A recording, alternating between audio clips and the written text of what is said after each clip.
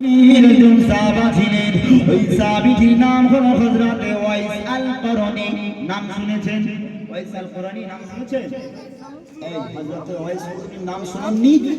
রাসূলুল্লাহ একজন, তিনি রাসূলের জামানায় ছিলেন। এই ছেলেরা, এই আস্তে, রাসূলের জামানায় তিনি ছিলেন, কিন্তু তিনি আপনার রাসূলের কাছে বারংবার আসতে চেয়েছেন, কিন্তু তার বাপ মা, বয়স্ক বাপ মা জীবিত ছিলেন।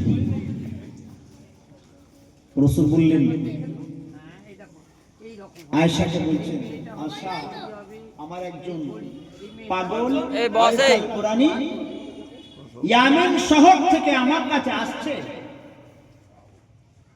আমি রাসূলুল্লাহ আজকের বাড়িতে থাকবো না।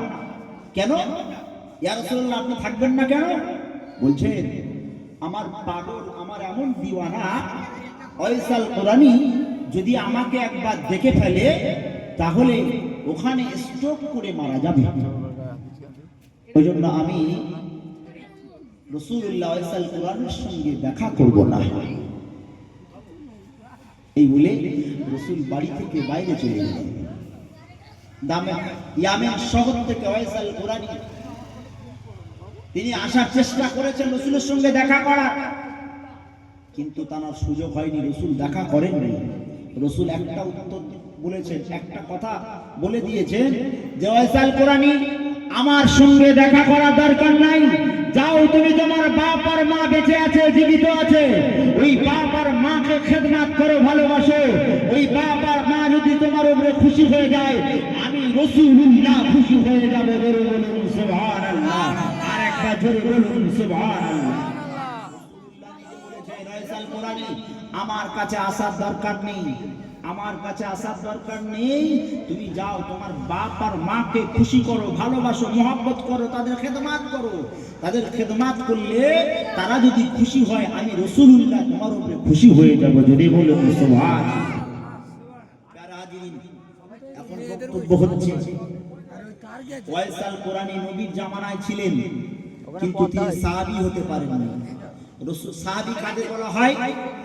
সাহাবী কাদের বলে? সাহাবী